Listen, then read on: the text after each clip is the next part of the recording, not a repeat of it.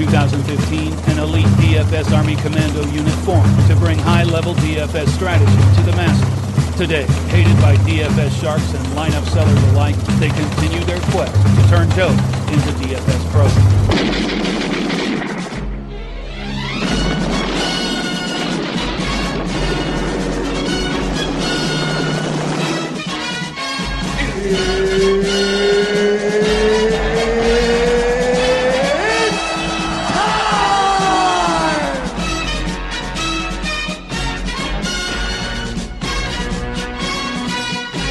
Alright, welcome to Tacos Fast 40, presented to you by DFSArmy.com. This week we are headed to Kansas for the KC Masterpiece 400.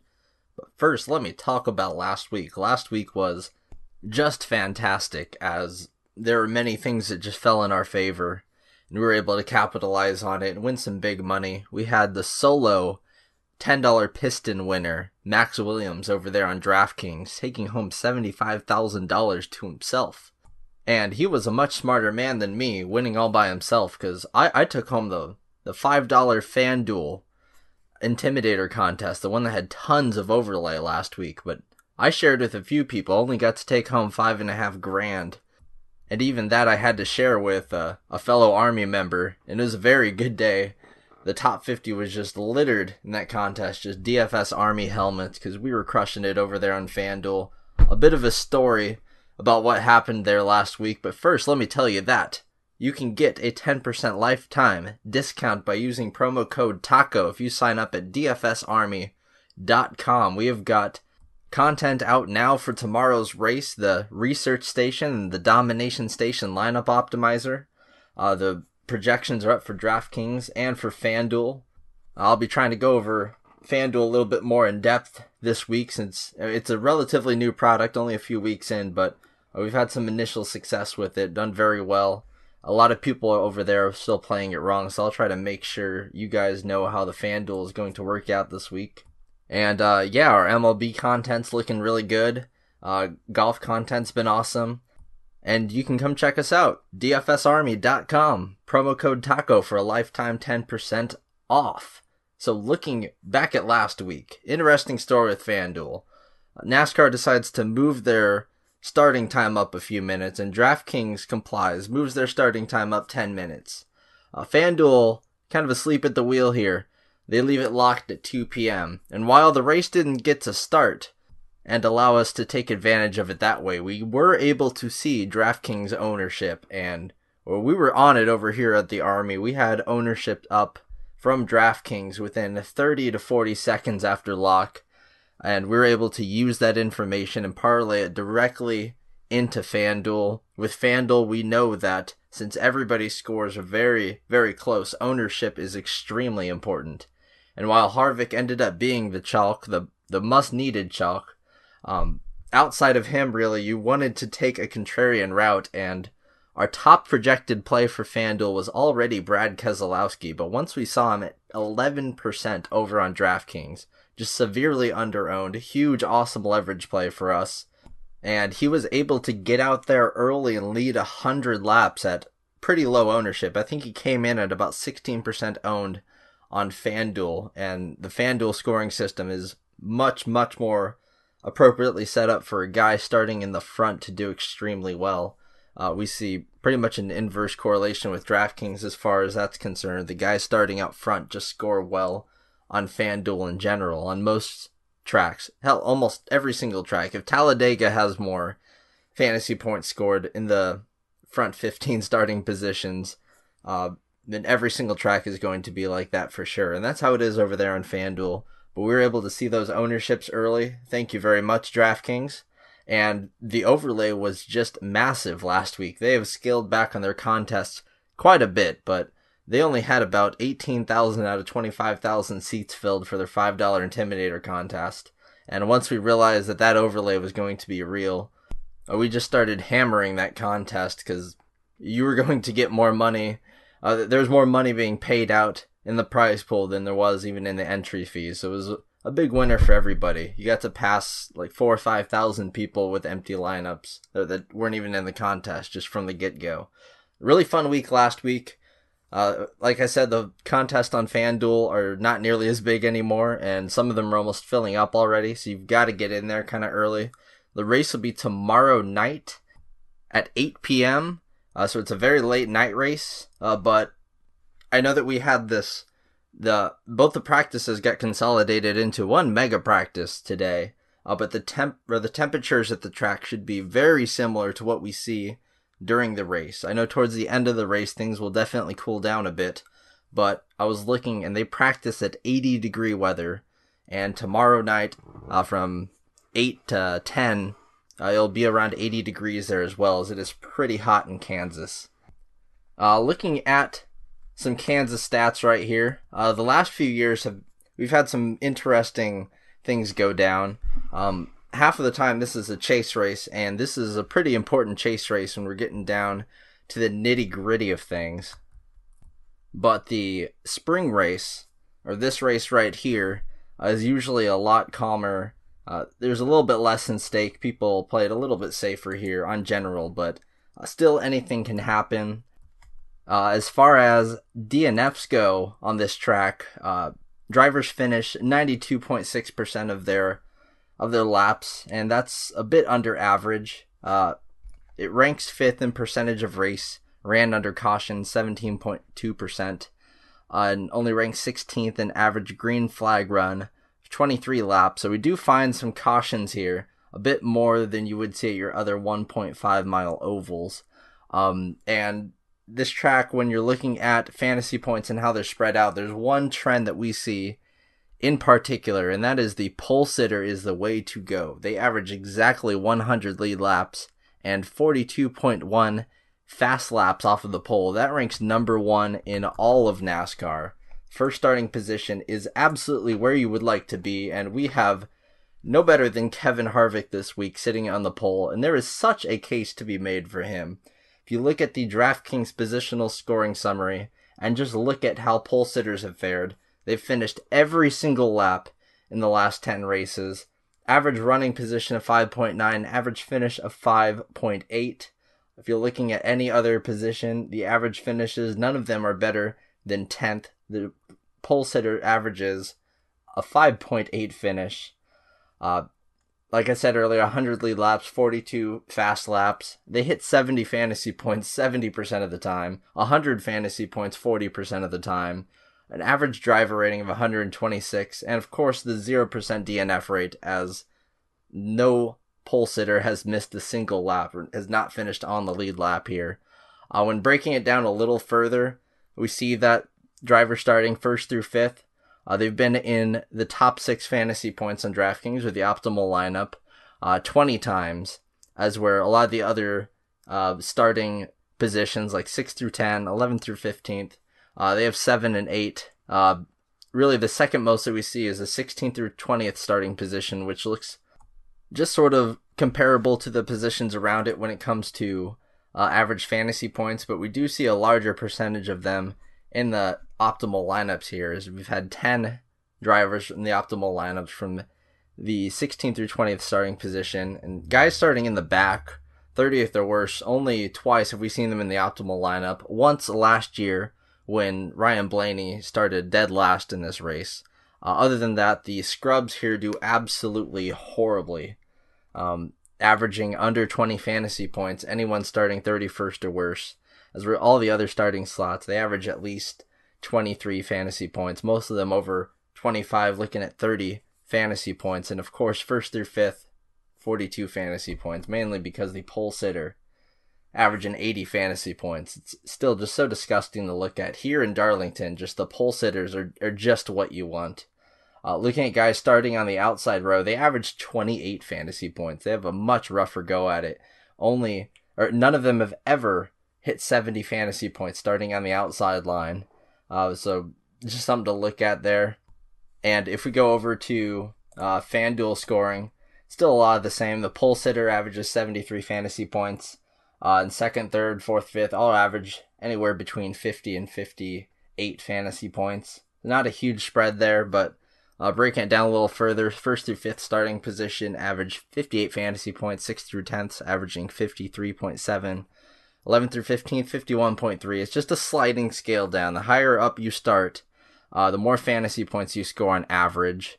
No other starting slot besides 1st through 5th has had more than 9 guys in the optimal 5 lineup, as where the 1st to 5th starting spot has 19 of the guys in the optimal lineups throughout the last 10 races. Something else that we do see in this track is the DNF percentages. They correlate very significantly to starting position as well, although it seems like first place through 20th place are all right around the same sort of mark. 1st through 10th, right around 13% DNF rate. 11th through 20th, around 17% DNF rate. And then as you look further, 21st through 30th, 26% DNF rate. 31st through 35th, 32% DNF rate. And then 36th through 40th, 53% DNF rate. And those guys starting in the very, very back. I know this week is going to be very different with some key guys qualifying in the back there, but that's more of your 31 through 35 range this week. Outside of that, you really don't want to use any of these scrubs, and especially this week with guys like Gray Galding starting in the low 20s, Corey LaJoie as well. Just some obvious do not plays, but I think everyone's going to realize that. But the separation in fantasy scoring is still just very close here. We can see that 82% of the time, drivers starting 1st through 5th hit 50 fantasy points on FanDuel, but drivers starting 6th through 10th and 11th through 15th, 72% of the time they hit 50%. It's really just the high upside marks here. We see 60% of the time 1st through 5th hit 60 fantasy points, where 40% of the time 6th through 10th starting spot hits that mark, and 32% of the time for 11th through 15th, and so on, just way down the scale there. That's because really the only people scoring these big points are the ones leading hella laps. And if we go to the historical performances tab, we can see that several times we've had guys leading a bunch of laps. If we look here, in 10 races, we've had 9 guys lead over 100 laps. And almost all of those guys scored over 40 laps, or 40 fast laps as well. And that all just has to be with them running out in front. The guy running out in front is going to usually collect both the lead and the fast laps if they're running out in that clean air. And once they check out, they're not going to be caught. I've been watching a lot of restarts from the last few years, and usually the driver who wins off of pit road and gets that starting lane of choice, they could pick the outside or the lower groove, and it won't really matter. They could take the inside or outside, and they're going to shoot off and just be gone in the sunset pretty much every single time. And they really won't be caught until there's a caution or a stage ending, because that's how this track kind of works itself out here. Looking at all the top fantasy scores from DraftKings, and almost all of these guys, all the super high scoring dudes are either off of the pole or in the top 3 or 4. We've seen in 2 instances Harvick last year, or 2 years ago, starting back in 26, and Blaney starting dead last year.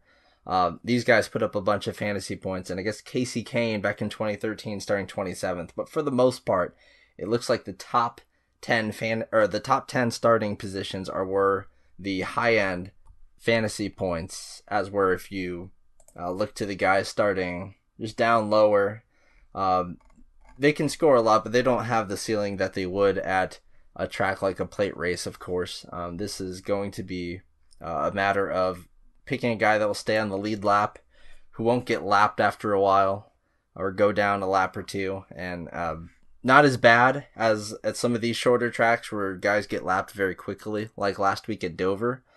But yeah, if there are some long green flag runs and the guys back in the 20s and 30s start to get lapped, that's going to be bad news for him.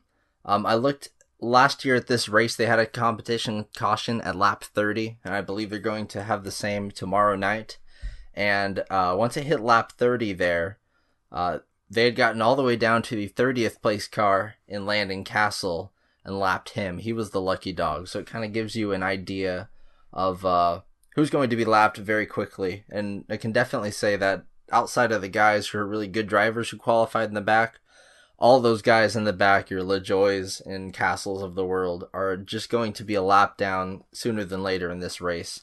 And when you get to the guys like Allmendinger and, I guess not Buescher because he qualified so high, but usually like a Buescher type or a Ty Dillon, you've really got to be considerate of how easy it is for them to go a lap down.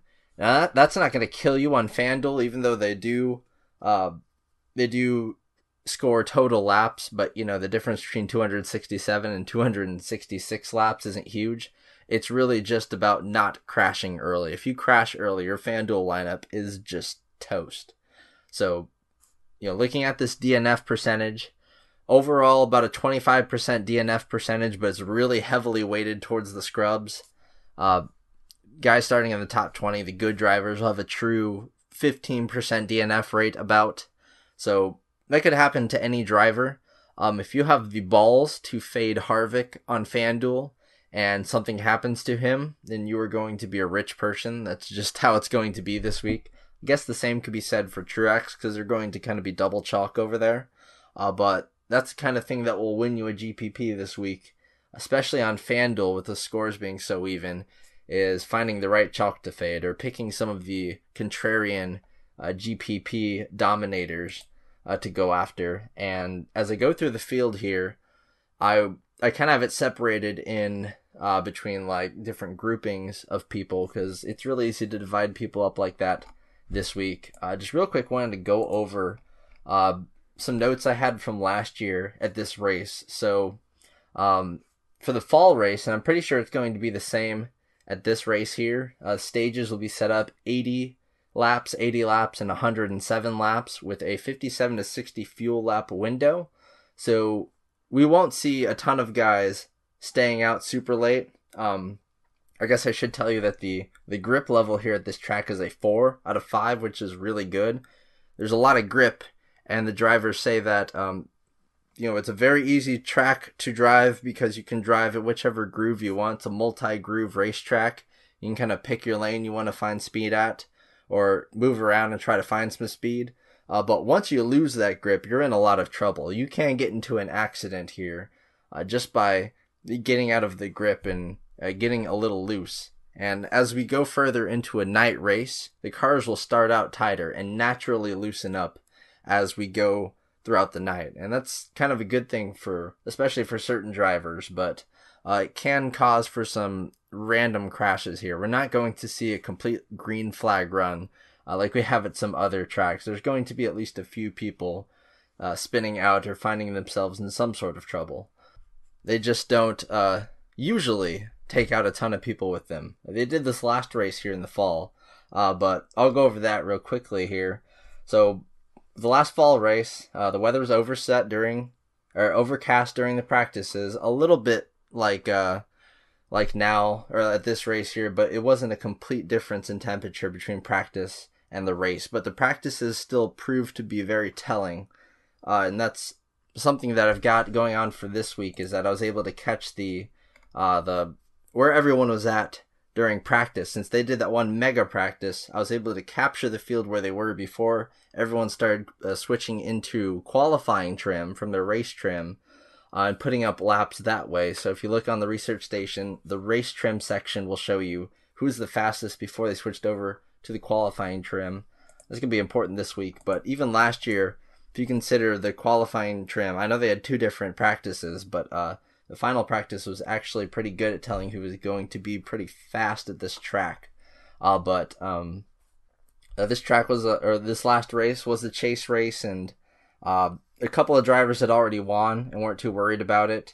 Truex had won, Keselowski had already won, and Kyle Busch, Jimmy Johnson, and Kenseth came in needing a win. So Truex came out here with the pole and just he took the pole over Harvick and just checked out completely, flew out to a giant lead. Then comes the competition caution. Like I said, they got up to lapping Castle. And then after that, he once again checked out on the restart over Kyle Busch, but he got served a penalty and had to go to the back. So the race got a bit mixed up there. I'm sure that Truex would have dominated even more if he hadn't got that penalty, but it wouldn't matter in the end as Truex would eventually come back and win here.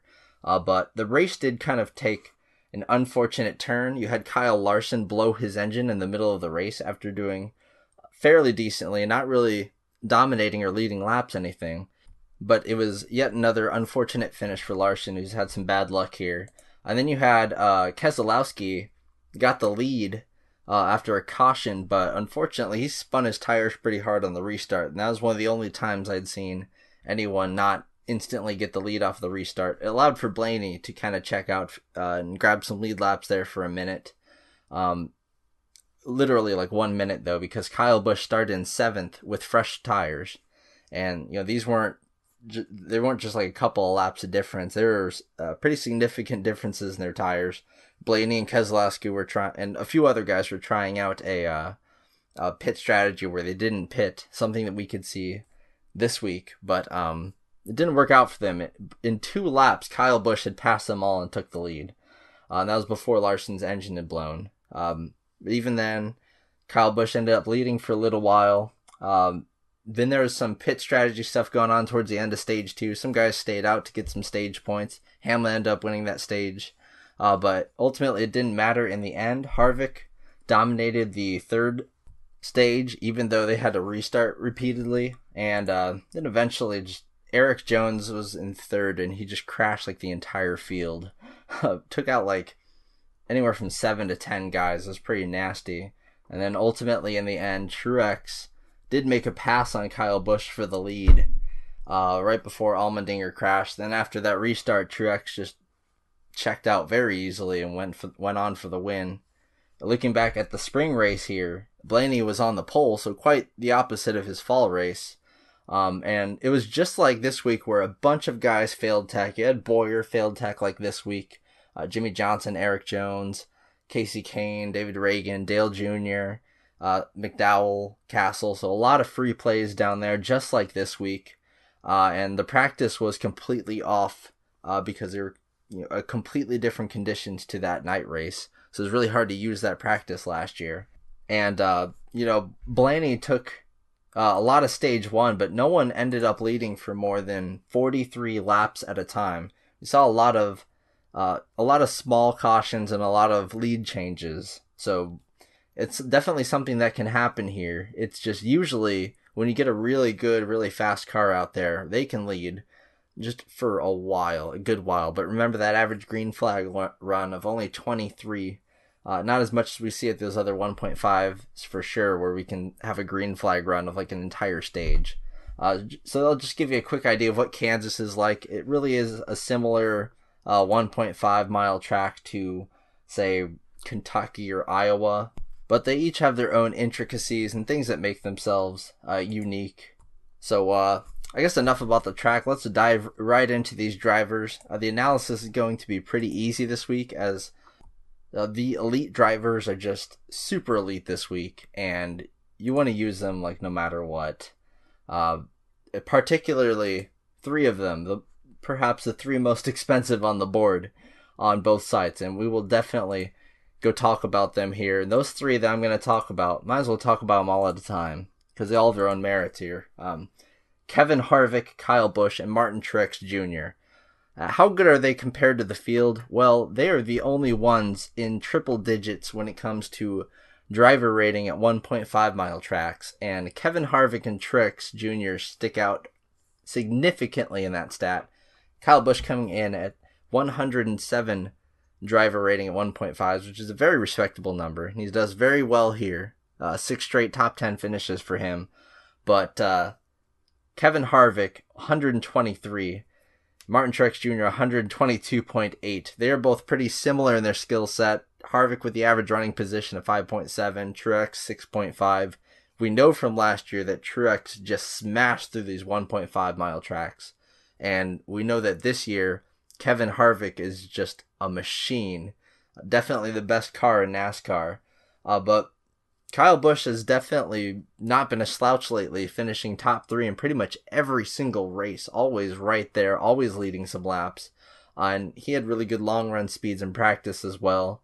So Kyle Busch, Martin Truex Jr., Kevin Harvick, your 3 favorite to lead laps and dominate. And I'm just saying that you can play all three on FanDuel together, and you're going to have the chalkiest lineup ever. I just guarantee it. Because if you look at these guys, Harvick's 4.333 repeating forever to 1. Kyle Busch is 5-1, and Truex is 5-1. The next closest after that is Larson at 9-1, and then after that Keselowski at 13-1.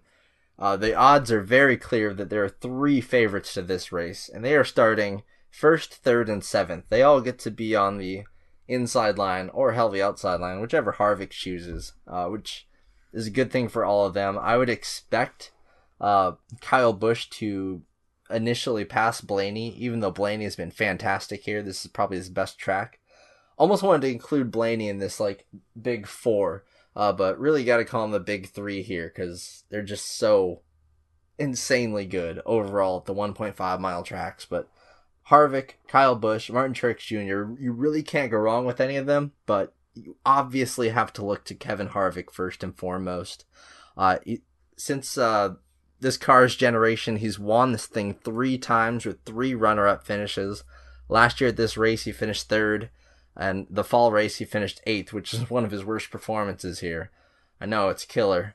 Averages 51.3 lead laps, 33 fast laps, 122.3 driver rating at Kansas, which is by far the best of anyone in this field, even over Martin Truex Jr., who won both of these races last year. Kevin Harvick is a beast, and he's going to continue being a beast at this track right here. Holy crap, he is so lock and load this week. I know he cost $13.5 on FanDuel, but that is perfectly okay because he's going to get so many lead laps. Just so many. The data just points so much in his direction. There's just a giant circle around him on DraftKings and FanDuel that just say, hey, over here, play me. Play this number 4. But like I said earlier, if you have the balls to fade him, and he's going to be owned like 60% on both sides, I would imagine, if people are relatively smart. And I'm going to be more on like the 80% side, like going crazy amounts of Harvick here just because it's such an obvious play. If you have the balls to fade him and anything happens to him, congratulations on all of your cash. But I really don't see a way that Blaney beats Harvick off of the initial start here. Just that has not happened before. Then Kyle Busch right there in 3rd. He would be the first guy in line to pass Harvick, but I really don't see that happening until at least the competition caution. And the case against Harvick is that competition caution. Will we have a few guys stay out? And will there be enough guys that stay out to create a bit of a buffer in front of guys like Harvick and Busch and Truex to keep them from getting around? Like we saw at that last race, several cars tried doing that, and Kyle Busch, it took him a lap and a half to pass them all. I know the tire wear off in this track is slow, but once it does wear off after a while, it's gone. It just takes about 10 laps or so to start falling off. It's not like at certain tracks where the tires fall off like instantly. This was repaved fairly recently, back in 2012. So the surface isn't that rough. It's not like we would see at Dover or Kentucky or another track that's known for being on the rougher side. So those are the big 3. None of them are Chevys because a lot of these Chevys are struggling quite a bit here, especially during qualification, as the only one that made the final round was Chris Buescher, oddly enough. But yeah, all these guys up front in the top 10, they're all Fords and Toyotas. Ford's been amazing this year, and at the 1.5s, you really can't count out Toyota. That's their stomping grounds. So moving on from the big 3 here, Ryan Blaney. Well, I'll talk about what this group here is. This would be your secondary group of possible dominators. Your GPP plays, guys that you're using to get off of the big 3 here. Not guys you would take in cash by any means. That'd be the next group we talk about, the place differential guys. But this group right here is a very good chance of being alternative dominators, just like Keselowski last week. And heck, he's in this group this week. We're going to start off with all 3 members of Penske, Ryan Blaney, Joey Logano, and Brad Keselowski. And we're going to throw in cheating Denny Hamlin in there as well. He's going to be quite the dark horse, as no one's really going to think about him here. And he's been kind of flying under the radar as well. Blaney makes the most sense. I know he's the most expensive of the three Penske drivers on FanDuel, which seems weird. He's a lot cheaper on DraftKings. But when you think about his history here, it does make sense. And FanDuel obviously uses track history in their algorithm. As Blaney finished 3rd and 4th here last year and led laps in both of them. Also 5th place finish in 2016, 7th place finish in 2015. Yeah, he's not bad here. 8,800 on DraftKings, 11,500 on FanDuel. Huge difference there. I would play him on FanDuel for sure, starting second, and I would probably get off of him on DraftKings if you were doing cross-site hedging. That just seems like the move here all the way. He's going to be very popular on DraftKings as he's a big salary saver, and on FanDuel I'd imagine you'd get the lower ownership, but he could be the Keselowski of this week over there on FanDuel for sure. I don't see his ownership getting that high. I think people would take Logano and Keselowski for cheaper. It just depends on how it works out. Maybe if Blaney falls in as the last guy, a lot of people do know that he's very good here, and they might play him. But with everyone playing Kevin Harvick, people are quite hesitant to play both Blaney and Harvick starting 1 and 2. But I would definitely do that on FanDuel for sure. And looking at the rest of Penske here, I like these guys on FanDuel a lot. Joey Logano starting 9th. He's an extremely safe play. He's had some crashes here the last couple of years, but when he's not crashing, he's had one bad finish that hasn't involved a crash, and that was his last race here in the fall. And I do think he was actually involved in that late accident, or at least dinged up a little bit. He had a 21st place finish, but scratched that off in his 2 crashes from 2017 2016. Nothing but top 5 finishes from him. A win in 2014 and a win in 2015. Of course, those both came in the fall races. He has crashed in both of the spring races so far, and if you remember last week, Kyle Busch had sort of the same thing. Then he ended up having a drive shaft fail on him. Now, there's no actual science behind this at all. The whole spring and fall race thing. That is just complete randomness that looks like a pattern, but it is really not. So fear not with Logano. I would definitely play him as an alternate dominator type player here. But I also like on FanDuel, his laps finish stats are the best of any stud. You'd figure Harvick would be the best in that regard, and he is when it comes to percentage of lead lap finishes. But Logano has finished 97% of his laps. 87% of the time he's within 2 laps of the lead lap when he finishes. Those are the best numbers of any of the studs. He's been really good at keeping his car clean, especially this year. He's been posted in the top 10 constantly. Doesn't have the best practice times for sure. But that's never really stopped him before in the past, and he is certainly a guy that's known not to put on qualifying trim, and we can see that. He came in 25th fast in practice officially, but before they got into race trim, he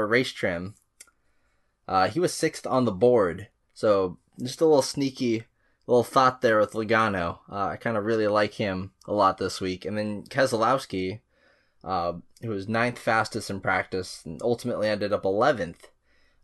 Not quite as fast as Logano outside of him getting into qualifying trim there. The long run speeds, Blaney and Logano were both fastest. Blaney was 5th in 10 and 15 lap speeds. Logano was 7th in both of those. Keselowski 11th and 18th. A little bit slower on the longer runs there.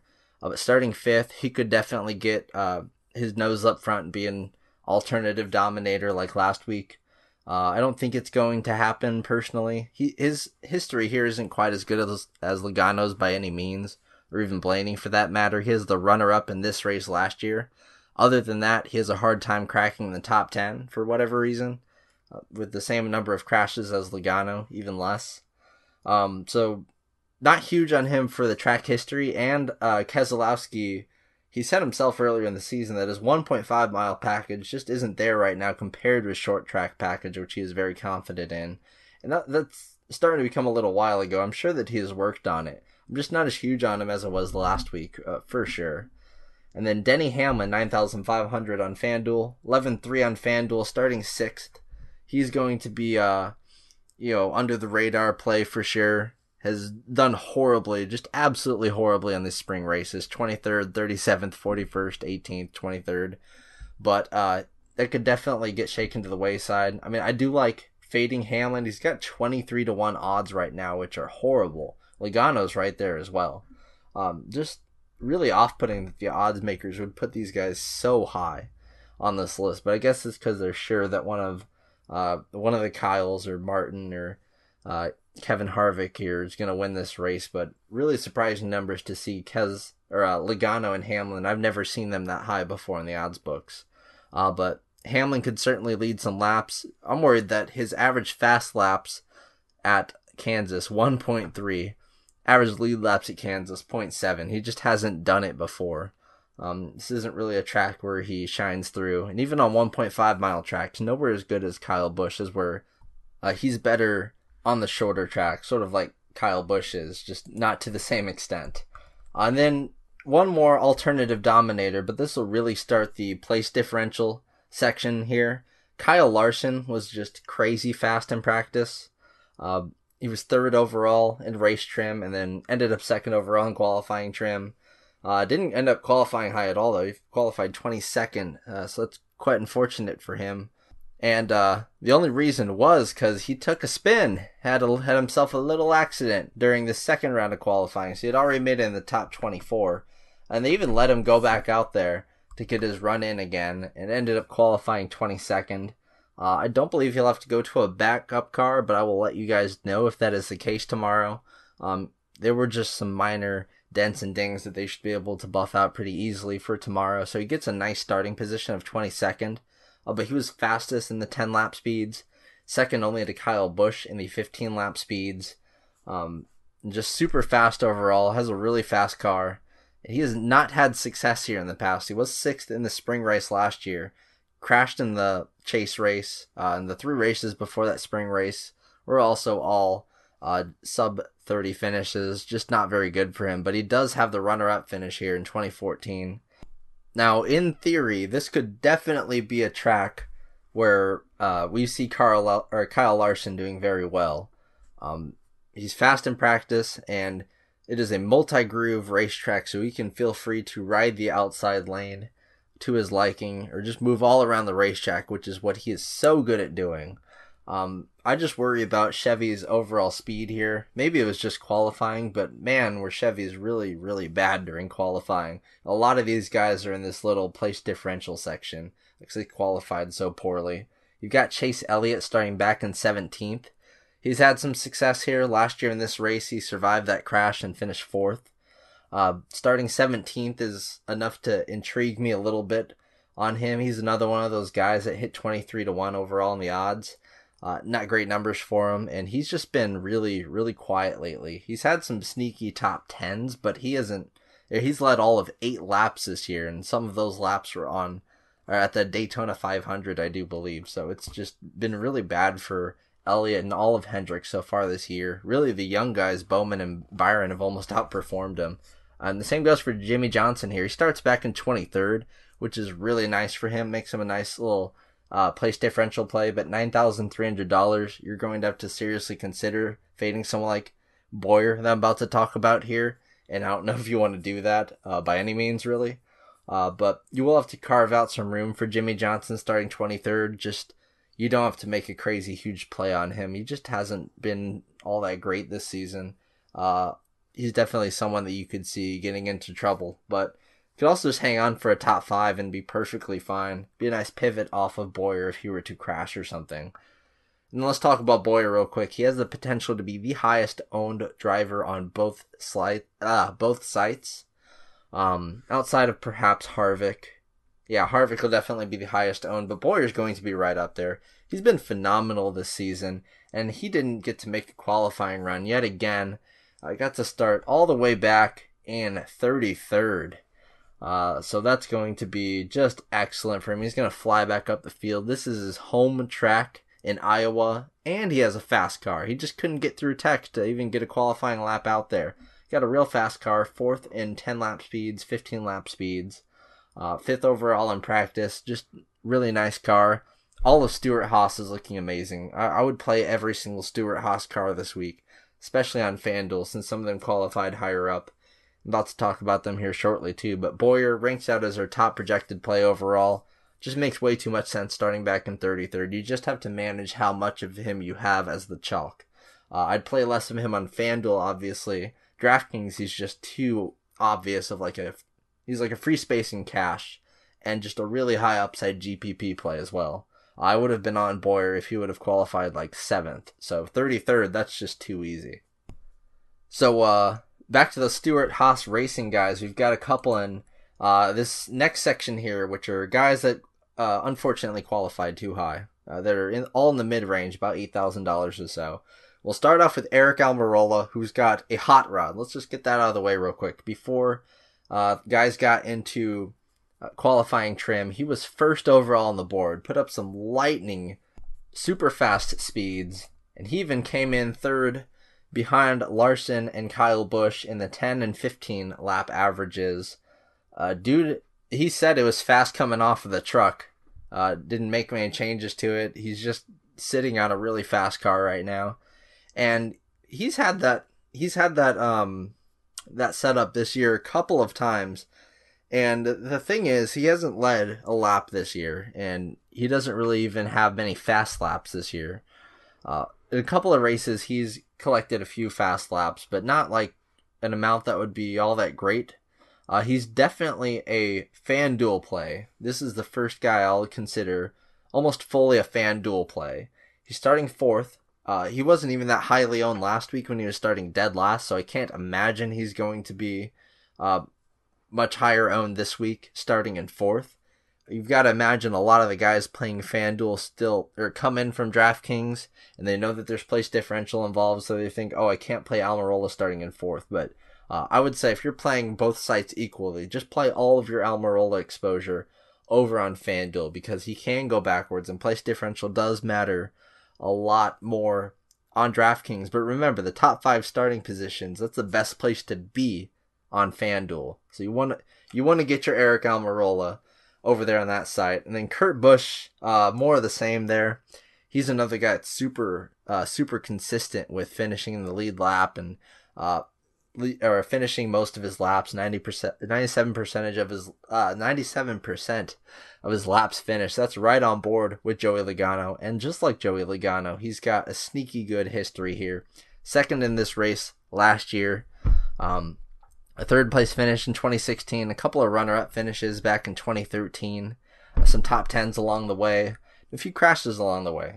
That's what everybody's history looks like here a little bit. Anyone can crash. It really does make the case for some of those fades up top if you want to think about it that way. But Kurt Busch starting 8th, that's a little high for DraftKings. Again, this is going to be a FanDuel play, especially with him being very overpriced over there. $10,600. That's more expensive than Jimmy Johnson, more expensive than Clint Boyer. I expect his ownership to be low, so I'm going to use a decent amount of him, maybe about 15 to 20% over there on FanDuel, and try to get some good leverage there and hedge from me fading him over on DraftKings. And Eric Jones, he's actually been really sneaky good here. Here's the thing about Eric Jones. 5th in practice, ultimately ended up 4th, but faster car, 15 lap speeds, kind of struggling, so I don't really like that. He has a horrible track history here. Back when Kyle Busch was injured, he finished dead last. I think he crashed here. The dude loves to crash. He only finishes 89% of his laps. So let's get that out of the way right now. He's definitely a guy more prone to incidents than others. That is a fact. And he's definitely done that here at this race, finishing 35th and 22nd last year. But hear me out. At the end of both races, Jones was right there in 2nd and 3rd before getting into trouble. The final restart of this race last year, the spring race, he was 2nd. He allowed for his teammate at the time, Martin Truex Jr., to shoot the gap from 3rd and take the victory. And then he was the guy in 3rd place during the fall race that caused that giant accident in the first place. He was right there in third, right behind his teammate. I know that he's no longer on Furniture Row, and apparently Furniture Row was cooking with some extra special sauce last year at this track. But remember that Jones, back in the Xfinity Series last year, the dude just dominated at Kansas, leading almost every single lap and doing really well at the one race he did there with Kyle Busch, who obviously hogged all of the lead laps there. He was right there the entire time. Very good history of success here at Kansas, even though that is not translated into the Cup Series with his crashes. If he keeps it together, starting 12th, he could be a good play. Again, FanDuel, where you want to play him. But you can have yourself a little Eric Jones on DraftKings. 8,100 is a pretty reasonable price for him. Then you've got Ryan Newman, 7,900, 8,400 on FanDuel. Starting 15th is a little high for him. He has some really good track history. 6 straight top 12 finishes for him going into last year where he crashed in both races. If he just doesn't crash in this race, who's to say he doesn't have another top 12 finish in him? I just don't like the 200-1 odds I'm seeing. Of course, he's not going to win, but he could definitely finish like 6th. I could see that happening. I just don't like his 1.5 mile stats. It's just not been good over the last few years. He's taken a step back in that regard. So I'd play Newman on FanDuel, but with some caution. Now we're going down to this little free space group over here. 4 guys that did not take qualifying laps that are $7,100 or cheaper. And that would start off with the big play going into this week, Matt Kenseth taking over Trevor Bayne's number 6 Ford for a select number of races this year, including the next 5.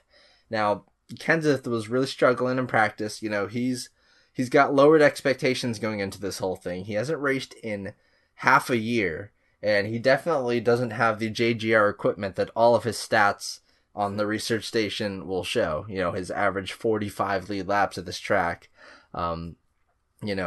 He's got domination in him for sure, outside of last year's fall race where he did crash, but he was right there before that big crash happened.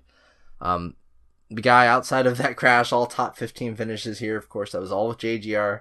Now he's in Trevor Bayne's number 6 Ford, which we know has been struggling a lot this year. He's there to give the team guidance, help them get the car in a better place. So he has to have lowered expectations, and he was going to be a great fade coming in, but nope, he's got to start 35th, which is just a free space. He's not gonna finish there at all. On DraftKings, it makes for a really nice play. On FanDuel at $9,600, that is a little pricey, and I wouldn't really be on him, even though he's starting so low and his track history is so good. I think it makes more sense to fade him on FanDuel and play him on DraftKings, where the place differential is just going to make him a lock and load play. Then you've got Casey Kane, $6,300. We've been riding him for a little bit. He's been doing this very nicely, where he's not qualifying and starting in the back, and he's been doing pretty good. Last week we saw him fighting and just staying on that lead lap all the way through the very end there. Really nice performance from last week. I know it was on a different type of track, but with Kane, just him hanging there is all we really need. Back in Hendricks, he would always finish top 15 here. But starting 34th, he only needs to finish like top 20, and he doesn't even need to do that really. If he finishes like 20th or 21st, he'll be fine. And that's all we're looking for from Kane, and he could definitely do that. $6,300 on DraftKings, 8,200 on FanDuel. You're going to need that savings for sure. If you happen to spend for Harvick. Then you've got Michael McDowell starting 36th and Matt DiBenedetto starting 37th. McDowell's done this a few times, and he has some good finishes from last year, finishing 18th and 13th. I'm kind of more excited about Matt DiBenedetto. He's been really good lately, like really consistently finishing in the top 30. He's just not the back half guy that he used to be. He's kind of graduating into that like Buescher, Allmendinger sort of territory. And starting second to last in this field, that is awesome. $5,200, $5,800 on FanDuel. You're going to be using a ton of him on FanDuel, I guarantee you, trying to get Harvick and Truex in there, and some Kyle Busch and Larson. So Matt DiBenedetto looks like a really solid play this week. Just tamper your expectations. Don't play like 70% or whatever. Definitely get some McDowell in there as well, as he can hang also. And should note that with McDowell, you don't want to go too far back in his stats. In the last 4 races here over the last 2 years, he's been doing pretty well. But of course, that was the Levi family racing, and before then, he was just in complete scrub material, finishing like 38th every race. Just ignore all of that. But he's in a little bit of a better spot for him this year in Castle's old number 34 Ford there. So, McDowell, DiBenedetto, I know they both have 1,000 to 1 odds to win, but they're not going to win this thing. But they might finish top 25, and that's all you need at this price. Even like a top 27 would probably be all right. Starting all the way back there, that would be like plus 10 place differential. Will do you fine. And there's just not a lot of plays you can play back there because a lot of the $4,000 and $5,000 guys automatically get to start over the guys sent to the back, so it just screws them completely. The next range of plays we have here are the 7 and 6K value guys who starting kind of far back, but won't be like the obvious chalk like McDowell, DiBenedetto, and Kenseth. You're looking at Alex Bowman starting 19th, and he's been pretty solid lately. His odds stick out, 21 to 1 to win right now, compared to Byron at 200 to 1. That's kind of nuts, but Vegas is liking him. Either that or someone forgot to put an extra 0 there when they were going for 200. One of the two. And he's been pretty solid. Got those cheese lead laps last week despite starting from the back. Bowman could definitely, starting 19th, could definitely move up from there. Back in 2016 when he was filling in for Dale Jr., finished 7th in that car, and he's driving that car right now. So things could be looking up for Bowman there. McMurray gets start back in 24th, which is pretty nice. He's been really good at the 1.5 mile tracks. 86.9 driver rating, average running position of 11th. So starting 24th, I like the play right there for sure. Austin Dillon starting 25th. He screwed a lot of us last week, but he got into a lot of trouble with his car. This is his 1.5 mile car, and he's gotten a win at a 1.5 mile track already in Charlotte. 72.2 driver rating, 17.6 average running position. Just not as good of a play as McMurray, and slower practice times as well. But he could easily be up there in the winning lineup for sure. I just kind of like McMurray a little more. And then Stenhouse finally gets to qualify outside of the top 10. The 16th starting position, kind of a head scratcher there, but you'd figure he's going to be moving up a little bit. He's been driving a lot better this year, although his numbers at the 1.5 miles tracks, similar to Dillon, 73.1 driver rating, 16.4 average running position, only averaging about 4 lead laps, or fast laps, only 1 lead lap. Probably just pit strategy or whatever. He's not going to win the race here like he could at a plate race, but $7,300, 16th, and moving up a little bit. Could definitely see him as a play on FanDuel and even on DraftKings. I guess that's all right.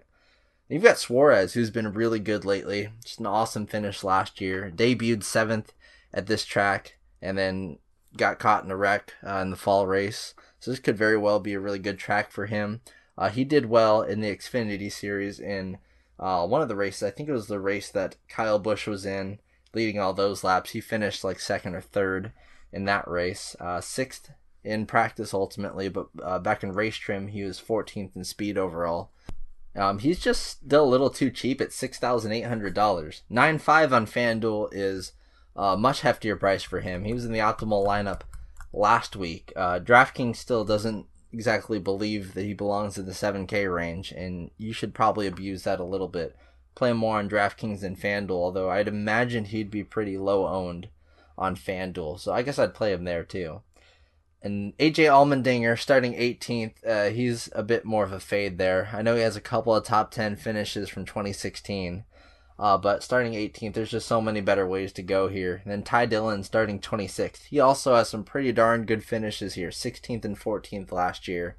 But he has been a lot worse this year, and 31st in practice overall.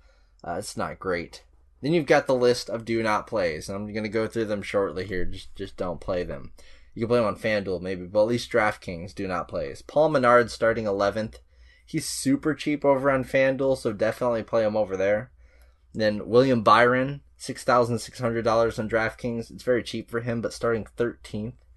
Not great. $8,600 over on FanDuel. He got the price bump like Suarez because he was in the optimal lineup as well.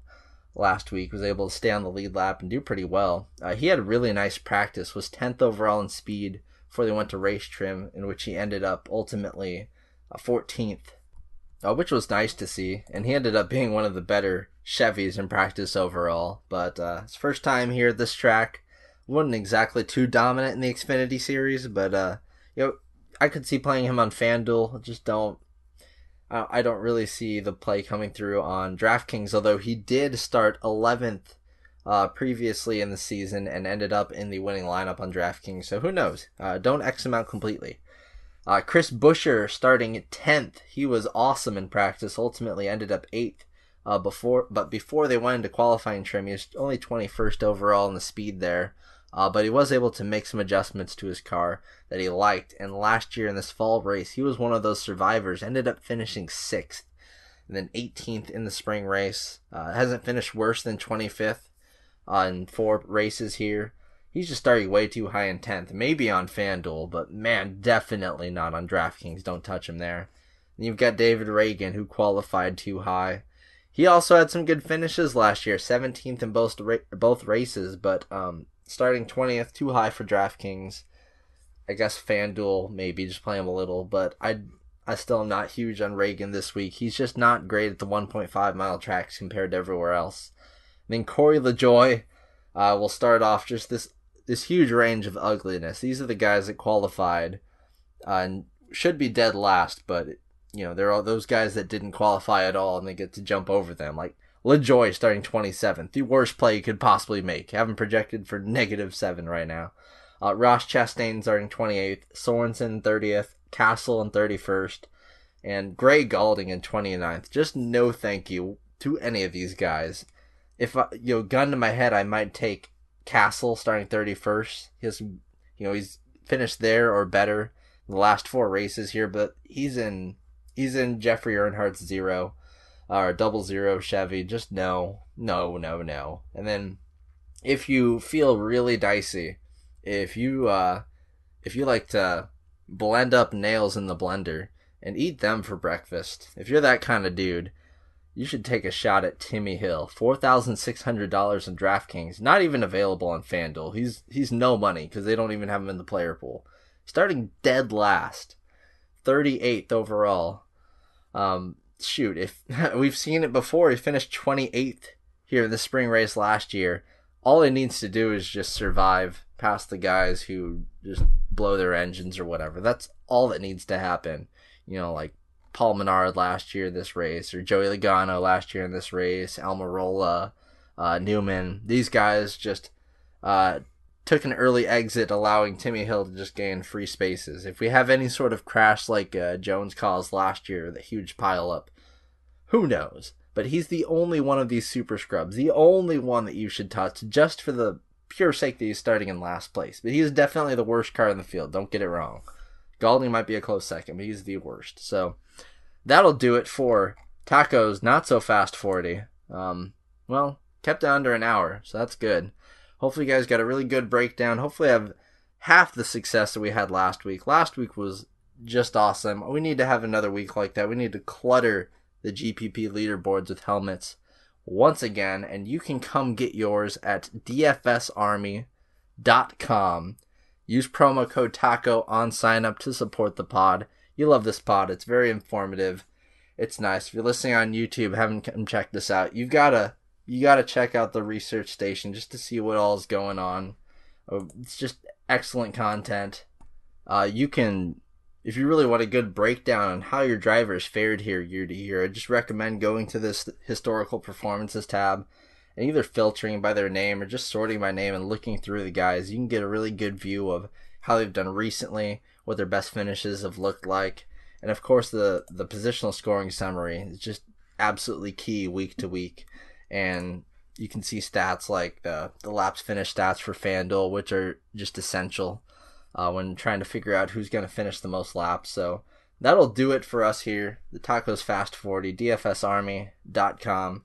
Come check us out. And not exactly sure if there'll be a pod next week. There's the All-Star race, but we all know the All-Star race sucks. And it's a load of bullcrap because it's just all pure variance. But we'll definitely have one ready for the most boring race of the year, the Coca-Cola 600, where we get to watch someone lead 300 laps. We'll definitely have content out for that, all the goodness, and we'll probably see you guys then. Have a good one this week, and remember to put all them helmets at the top of the lineups again. Helps us out tremendously. Let's just bulldoze right through these contests, both FanDuel and DraftKings. Gotta dominate them all. Alright, it's been real, and I'll see you guys either next week or the week after.